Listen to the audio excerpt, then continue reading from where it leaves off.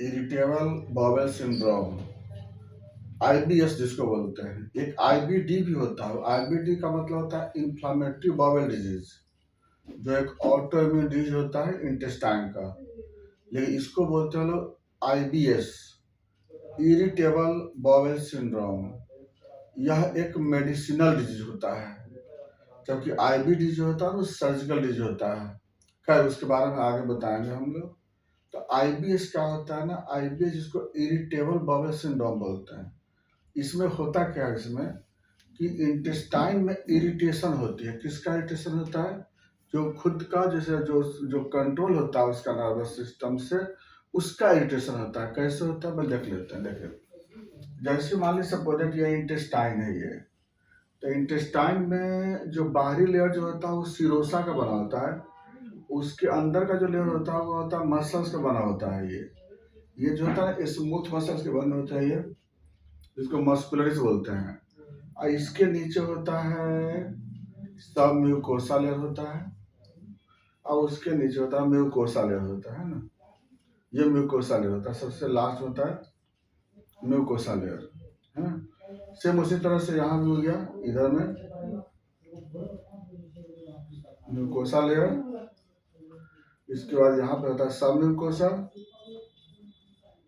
सब म्यूकोसा, और उसका नीचे होता है मस्कुलरिस लेयर होता है। मस्कुलरिस है ना, जो मसल्स लेयर होते हैं। और सबसे बाहर में होता है सिरोसा लेयर होता है। तो ये जो मस्कुलर लेयर जो होते हैं ना, इस लेयर को इसको कंट्रोल कौन करता है? इसको कंट्रोल करता है सिंपैथेटिक और पैरासिम्पैथेटिक नर्व, है ना। दो नर्व कंट्रोल करता है इसको, सिंपैथेटिक और पैरासिम्पैथेटिक नर्व, है ना। तो सिंपैथेटिक नर्व का काम क्या होता है? सिंपैथेटिक नर्व जो होते हैं वह इसके मोटिलिटी को क्या करता है? सिंपैथेटिक नर्व जो होता है मोटिलिटी को लो करता है, और पैरासिम्पैथेटिक नर्व मोटिलिटी को इंक्रीज करते हैं। नॉर्मल कंडीशन में इंटेस्टाइन के मोटिलिटी को लो करता है सिंपैथेटिक नर्व, और मोटिलिटी को इंक्रीज करता है पैरासिम्पैथेटिक नर्व, है ना। ये तो इस दोनों ये नर्व जो होते हैं ना, इसको हम क्या बोलते हैं? ऑटोनॉमिक नर्वस सिस्टम बोलते हैं, है ना। तो जो parasympathetic nerve and sympathetic nerve, ये दोनों के द्वारा जो होता है ना, ये कंट्रोल होता है अपने आप, जो होता है ना इंटेस्टाइन का मोटिलिटी कंट्रोल होते हैं। अंदर में क्या होते हैं? फूड पार्ट के यहाँ पे होते हैं। तो ये फूड पार्ट की जो होता है ना, अगर सिंपैथेटिक नर्व होगा, सिंपैथेटिक नर्व का एक्टिविटी होगा, तो फूड का मूवमेंट कम होंगे। पैरासिम्पैथेटिक का एक्शन होगा तो इसका मूवमेंट हाई होगा। लेकिन दोनों मिला के बैलेंस होता है ये, और इस तरह से जो है ना इंटेस्टाइन का मोटिलिटी कंट्रोल में रहता है ना। लेकिन अब मान सपोज हम ज्यादा देर तक लॉन्गर देर तक हम स्लीप करते हैं, लॉन्गर हम फियर में रहते हैं, लॉन्गर हम स्ट्रेस में रहते हैं, लॉन्ग ट्रेवलिंग करते हैं, उस समय सिंपैथेटिक नर्व काम करता है। जब हम सो के उठते हैं तो पैरासिम्पैथेटिक नर्व काम करता है। तो यानी कि हम अगर भाई जो ये सब जो सिचुएशन बोल रहे हैं, स्ट्रेस में रहना है, लॉन्ग ट्रेवलिंग और हो गया है, या लॉन्ग डीप स्लीप में रहते हैं, तो सिंपैथेटिक नर्व क्या करता है? मोटिलिटी को लो कर देता है। वही जब जैसे ही सो के उठते हैं मोटिलिटी हाई हो जाता है, तो उसकी वजह से फिर क्या होता है? डिफिकेशन लगता है। तो ये तो नॉर्मल बात होता है। तो जो हमारा इंटेस्टाइन का जो मूवमेंट है, जिसको पेरिस्टाल्टिक मूवमेंट बोलते हैं, उसको कंट्रोल करता है सिंपैथेटिक, पैरासिम्पैथेटिक नर्व करता है। यही जो मूवमेंट जो होता है, इसका अगर अल्टर हो जाता है तो कभी मूवमेंट हाई हो जाएंगे, कभी मूवमेंट लो हो जाते हैं, कभी हाई हो जाते हैं, कभी लो हो जाते हैं। इसके कारण डाइजेशन और ऑब्जर्प्शन पे इफेक्ट होता है। इसी कंडीशन को क्या बोलते हैं? IBS बोलते हैं, इरिटेबल बाउल सिंड्रोम। मतलब कि कभी अपने आप जब हाई हो जाता है, कभी अपने आप लो हो जाता है, और इसके कारण कई तरह के दिक्कत हो जाते हैं पेशेंट में, कुछ कुछ सिम्टम मिलते हैं। अब बात करते हैं होता क्या है ये, या जो सिंपैथेटिक पैरासिम्पैथेटिक का जो एक्टिविटी जो होता है, जो मस्कुलर लेयर का जो कंडीशन फंक्शन होता है, ये अल्टर क्यों हो जाते हैं यहाँ पे? तो इसके मेन अल्टर होने का जो मेन रीजन होता है, जो अल्टर होता है उसका मेन रीजन होता है क्या?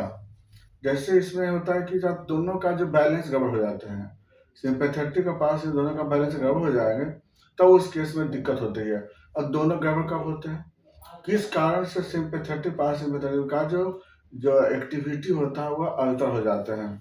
तो देखिए क्यों अल्टर हो जाते हैं। सबसे पहला जो सबसे मेन कॉज होता है वह है स्ट्रेस, साइकोलॉजिकल स्ट्रेस। लंबे समय तक स्ट्रेस में रहते हैं सपोज दैट, तो उस केस में आईबीएस होता है।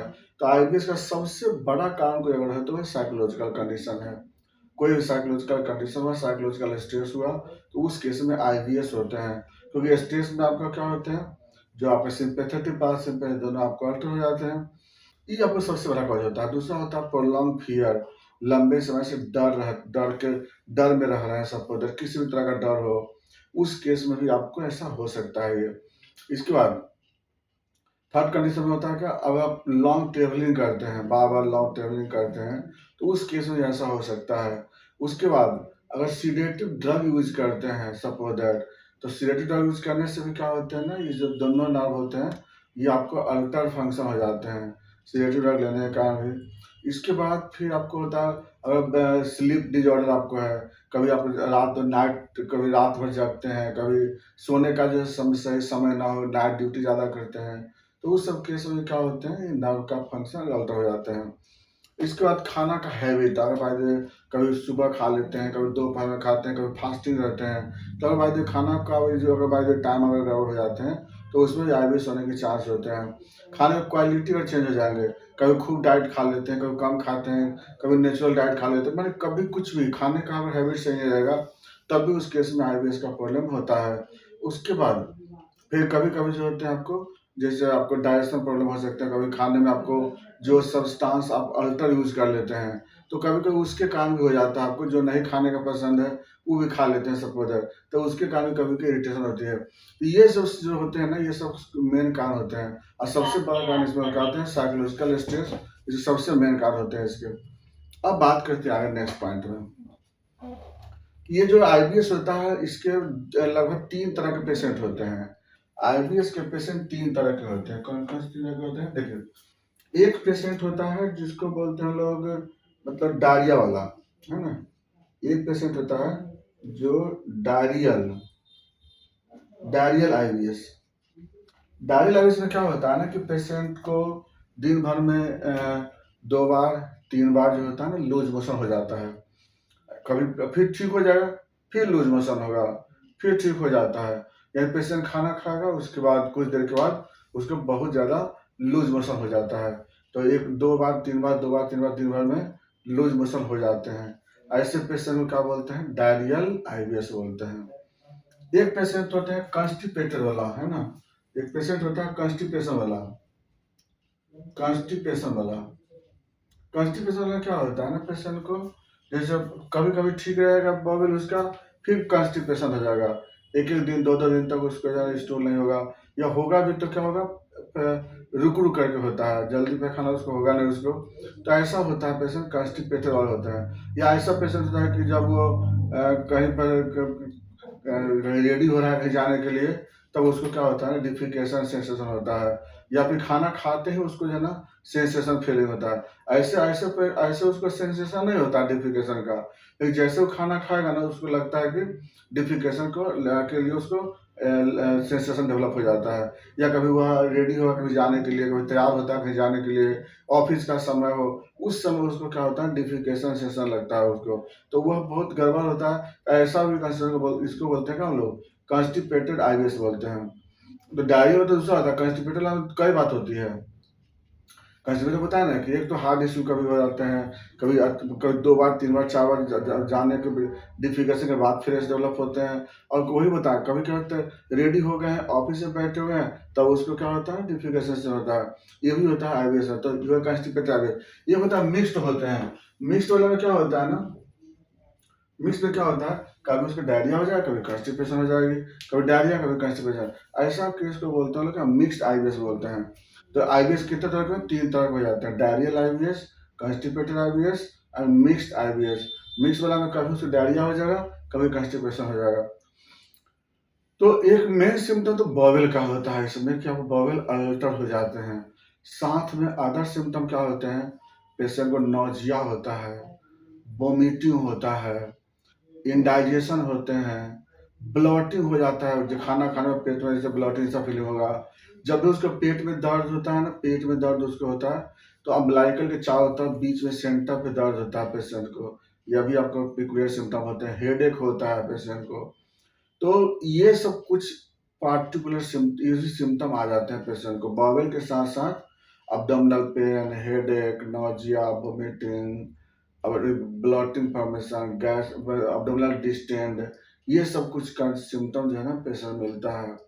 कॉम्प्लिकेशन, पेशेंट क्या होता है, साइकोलॉजिकल अपसेट हो जाता है। वो अब डिफिकेशन टाइम अल्टर हो जाते हैं तो अपसेट होंगे ही।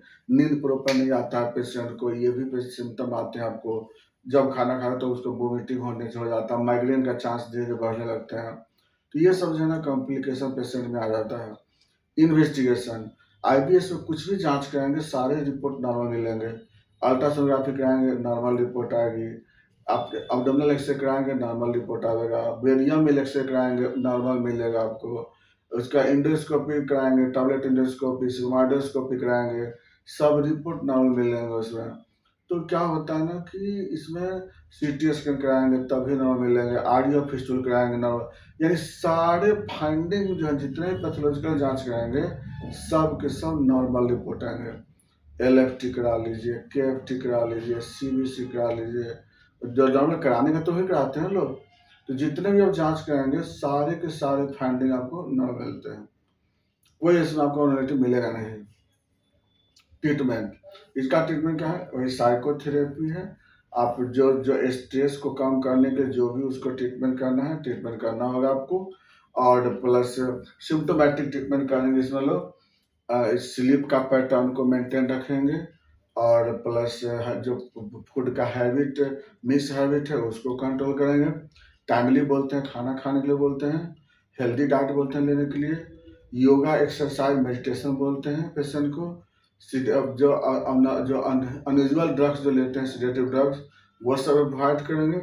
और मेन यही सब करते हैं। मैनेजमेंट सबसे बड़ा चीज़ होता है कि जो साइकोलॉजिकल कंडीशन डेवलप होते हैं पेशेंट को, वो ठीक करने पर जरूरत होता है।